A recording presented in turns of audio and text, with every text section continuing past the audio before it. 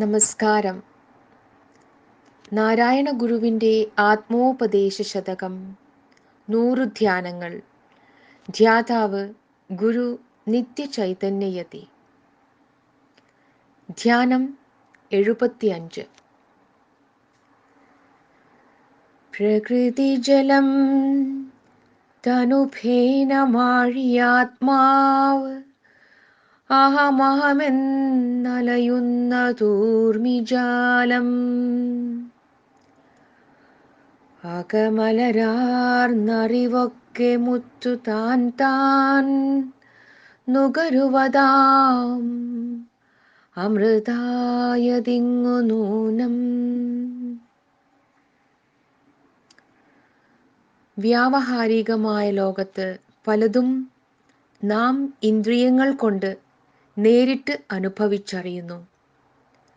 പ്രത്യക്ഷം തന്നെ നമുക്ക് പ്രമാണമായിരിക്കുമ്പോൾ അതിൻ്റെ ശരിയും തെറ്റും അറിയുന്നതിന് വേറൊരാളോട് ചോദിച്ച് ബോധ്യപ്പെടേണ്ടതില്ല. എന്നാൽ ആത്മജ്ഞാനം ആ തരത്തിലുള്ളതല്ല. നമുക്ക് നേരത്തെ അറിയാവുന്ന കാര്യത്തെപ്പറ്റി പിന്നീട് അനുമാനങ്ങൾ നടത്താം. ആത്മാവ് പ്രത്യക്ഷത്തിനും അനുമാനത്തിനും പ്രമേയമാകുന്നില്ല. അതുകൊണ്ട് ആത്മാവിനെ അറിയുവാനുള്ള ഒരു മാർഗം അറിഞ്ഞവരോട് ചോദിച്ചറിയുക തന്നെ. അറിഞ്ഞവർ അവരുടെ ആത്മാനുഭവം നമുക്ക് വിവരിച്ചു തരുവാൻ ഉപയോഗിക്കുന്നത് ഉപമകളായിരിക്കും. യേശുക്രിസ്തുവും ശ്രീരാമകൃഷ്ണനും പലമാതിരി കഥകളും ഉപമകളും ഉപയോഗിച്ചു പോന്നു. ആധുനിക ശാസ്ത്രത്തിൽ പരീക്ഷണങ്ങൾ നടത്തുന്നതും ഉപമയായിട്ടാണ്. ആ പരീക്ഷണത്തിൻ്റെ സ്ഥാനം തന്നെയാണ് വേദാന്തത്തിൽ ഉപമയ്ക്കുള്ളത്. നാരായണ ഗുരുവിന് വളരെ പ്രിയപ്പെട്ട ഉപമയാണ് കടൽ. ഏതുപമയും സ്വീകാര്യമല്ല. ഉപമ കാണുവാൻ കഴിയുന്ന ദ്രഷ്ടാവ് ആപ്തനായിരിക്കണം. അതുകൊണ്ട് ഉപമയുടെ ഹൃദയസ്ഥാനത്തിരിക്കുന്നത് ഗുരുവിൻ്റെ വാക്കാണ്, അതായത് ശ്രുതി. കടൽ ലോകത്തിൽ എവിടെയും ആരെയും ആകർഷിച്ചു പോരുന്ന മഹാപ്രതിഭാസങ്ങളിലൊന്നാണ്. കവികൾ, കഥാകാരന്മാർ, ചിത്രകാരന്മാർ, ഋഷിമാർ ഇവരെല്ലാം കടലിനെ ഓരോ തരത്തിൽ കാണുവാനും ഉപമിക്കുവാനും ശ്രമിച്ചിട്ടുണ്ട്.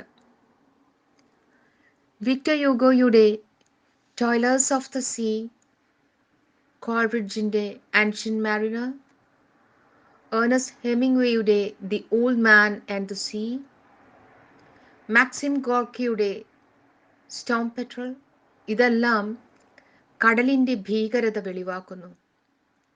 വേദാന്തികൾ കടലിനെ ഭവസാഗരത്തോട് ഉപമിക്കുന്നു.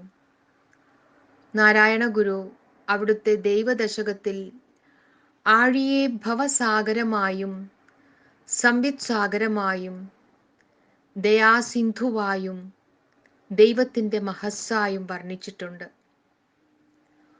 ഗുരു ഈ ശ്ലോകത്തിൽ കൊടുത്തിരിക്കുന്ന ഉപമ അറിവിൻ്റെ ആഴവും പരപ്പും പ്രകൃതിയും വികൃതിയും മൂല്യവും വെളിവാക്കുന്നതാണ്.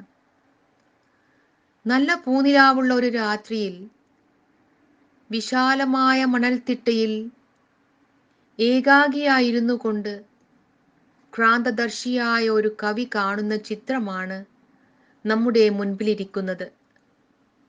നക്ഷത്രങ്ങൾ വിരിഞ്ഞു നിൽക്കുന്ന തെളിവുള്ള ആകാശം, ഇടയ്ക്കിടയ്ക്ക് കുളിർക്കാറ്റ്, കുഞ്ഞലകളിൽ വീണ് ശിഥിലമായി പോകുന്ന ചന്ദ്രബിംബം.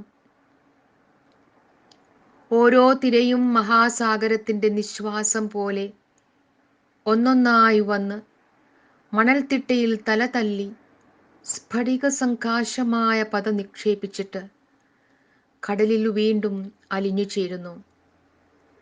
ചന്ദ്രികയിൽ ആ പതയിലെ കോടാനുകോടി കുമിളകൾ വെട്ടിത്തിളങ്ങുന്നു. മറഞ്ഞു പോകുന്നു.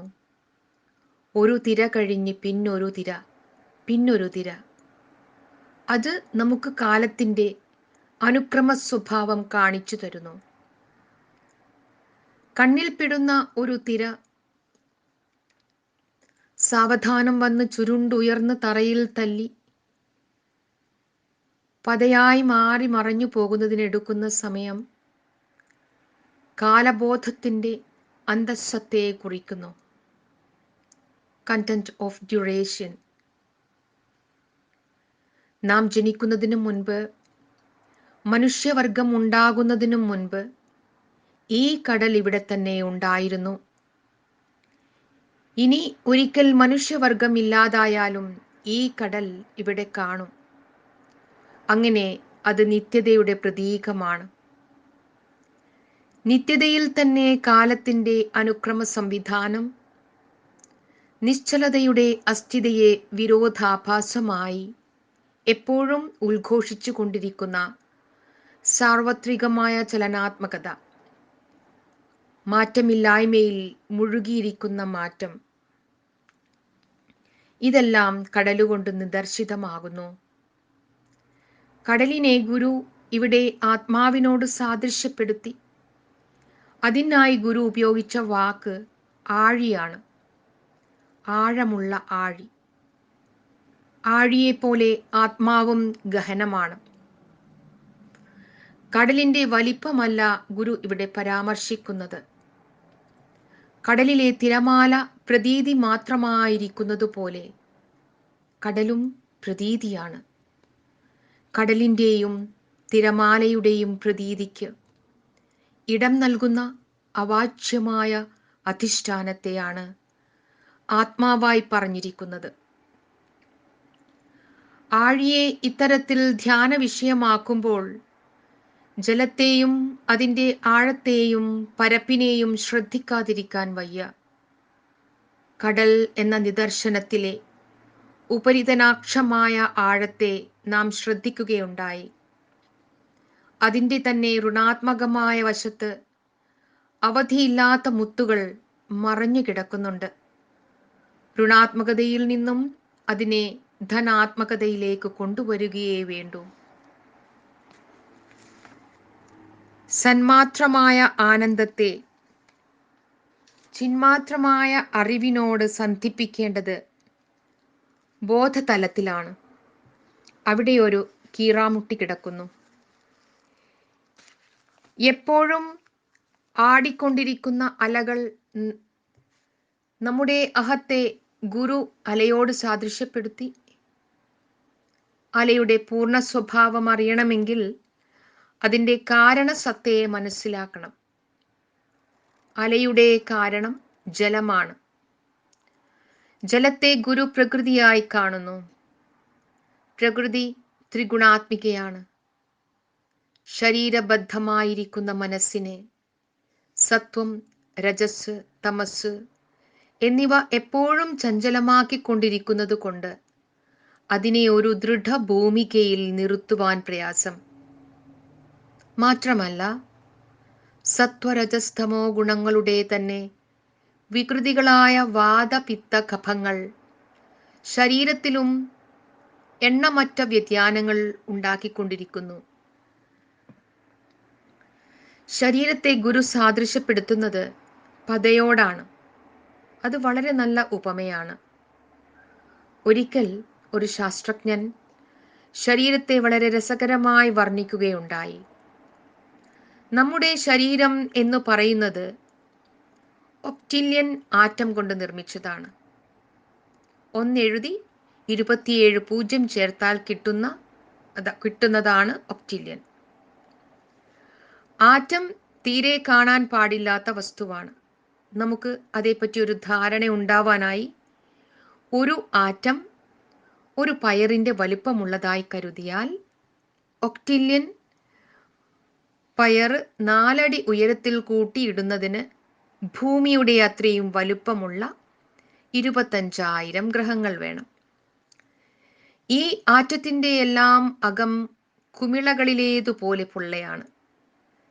ഈ ശരീരത്തെ ഒരു ഉഗ്രകായൻ കയ്യിലെടുത്ത് അതിലുള്ള ആറ്റത്തിൻ്റെയെല്ലാം പൊള്ള ഞെക്കിപ്പതുക്കി നമ്മിൽ ഒട്ടും തന്നെ ശൂന്യതയില്ലാതാക്കിയാൽ നാം സൂര്യപ്രകാശത്തിൽ മാത്രം കാണാവുന്ന ഒരു ചെറിയ പൊടിയുടെ വലുപ്പമായി തീരും. നമ്മുടെ ശരീരത്തിലെ പരമാണുക്കൾ എപ്പോഴും മാറിക്കൊണ്ടിരിക്കുന്നവയാണ്. അതുകൊണ്ട് ഗുരു ശരീരത്തെ പതയോട് ഉപമിച്ചത് വളരെ ഉചിതമായി. പതയുടെ ഒരു കുമിള എടുത്തു നോക്കിയാൽ അതിൽ വെളിച്ചവും ഇരുട്ടും ഉണ്ട്. ഒരു കുമിള എന്ന നിലയിൽ അത് പൂർണ്ണമാണ്. അതിൽ ഒരു ലോകം മുഴുവനും പ്രതിഫലിക്കുന്നു. എപ്പോൾ കുമിളയുണ്ടായോ അപ്പോൾ അതിൽ പ്രതിഫലിക്കുന്ന ലോകവും ഉണ്ടാകുന്നു. എപ്പോൾ കുമിള പൊട്ടുന്നോ അപ്പോൾ ആ ലോകവും ഇല്ലാതാകുന്നു. ശരീരികളായ നമ്മുടെ സ്ഥിതിയെ അത് ശരിക്കും ഉദാഹരിക്കുന്നു.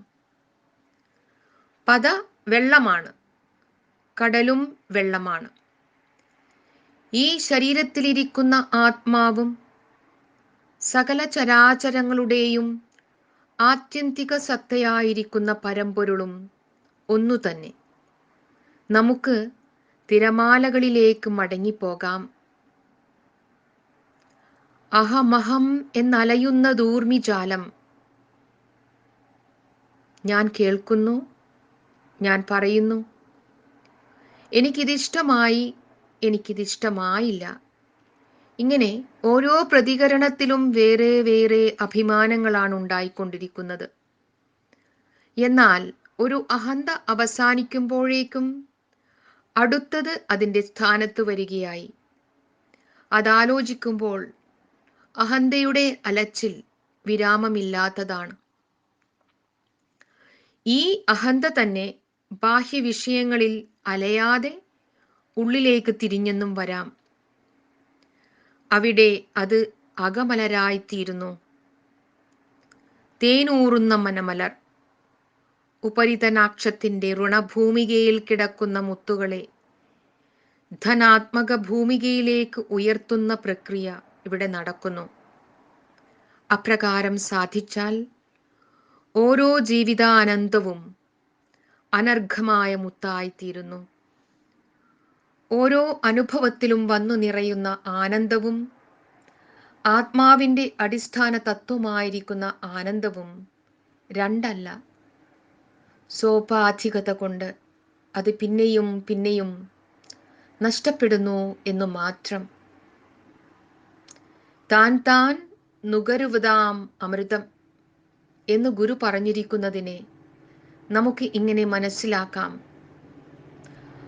അഹമഹം എന്നലയുന്ന ബുദ്ധി തന്നെയാണ് അകമലരിൽ മുത്തായി വരുന്ന ആനന്ദത്തെ അമൃതമായി അനുഭവിക്കുന്നത്. ഓ